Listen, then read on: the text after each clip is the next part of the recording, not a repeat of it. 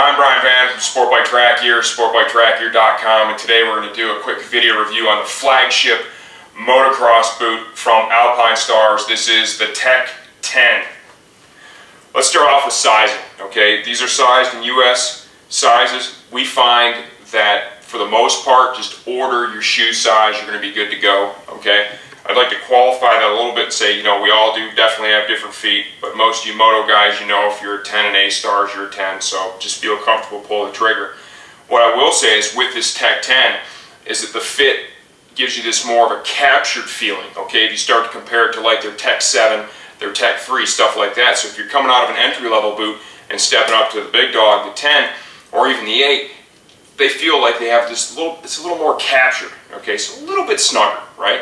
But they're trying to do that to make sure that the fit is appropriate so it can offer all the protection that it's intended to, because fit goes hand in hand with protection. If the boot's way too big, right, then it allows for additional movement that they haven't accounted for in the design of the boot. So order your size. I think it'll be good to go. If you're not, we're here to facilitate the exchange, no doubt about it. Tech 10. Let's start off with the sole. This insert right here is replaceable, okay? This one-piece molded sole is also fully replaceable at a very affordable cost. Send them to Alpinestars, they can do that for you. And the reason I like to point that out is typically a sole is going to wear out when a boot is perfectly broken in, right? You get your boots perfect to a point where you're just in love with these things, and then you find the soles have went to hell in a handbasket and you need to replace them, okay? Alpinestars has provided for that. You can keep these things going for years and years, right? Replaceable buckles, replaceable insert, and then a replaceable sole.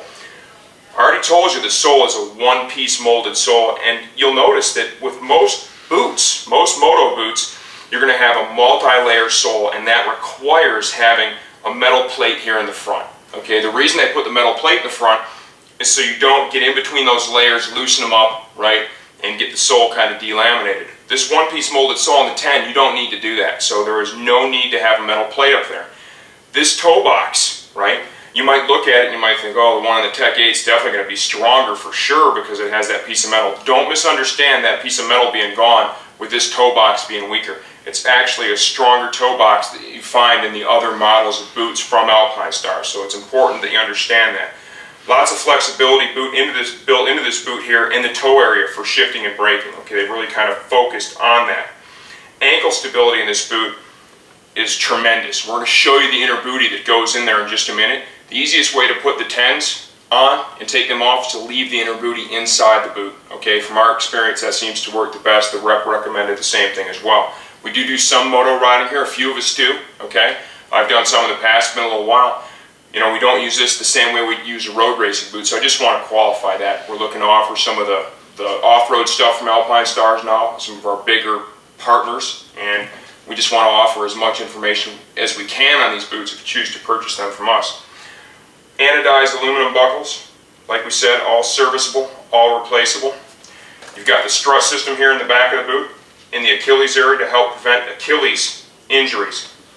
Heat shield in the boot underneath this leather panel. That's for the 4-stroke bikes. That's to keep the boot from burning through. It's really important to understand that. Aluminum plate in there, and it's flexible, okay? And it's not like you've got a big panel that doesn't move. It is flexible. Something else I'd like to point out, and hopefully this profile will show that. Can you see the shape of the boot, Josh? How it's just not vertical up and down? How it kind of curves? They also have a grip panel right here, okay?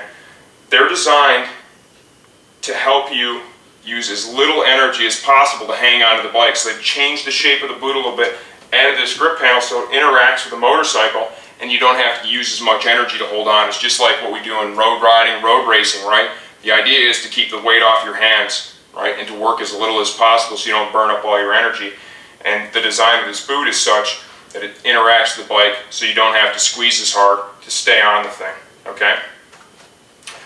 Gaiter around the top to seal it so it doesn't get filled full of debris when you're riding. Let's have a quick look at the inner booty. This is really similar to what we see in the roadside in the SuperTech R, their high-end road racing boot, which is our best-selling high-end road racing boot. It's the one I use too. This biomechanical support for the ankle. What they do here is it offers a certain amount of laxity, okay? So you can move, right?